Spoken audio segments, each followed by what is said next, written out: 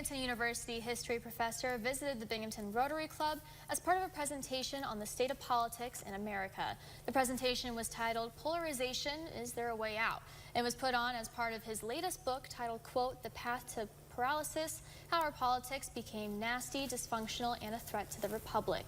The book explores what got us to this point of polarization and how politicians in recent years have been more focused on reaching their base than coming together to solve important issues. I think it's important generally that people talk not just about the horse race of the election, but people talk about where our political process is now.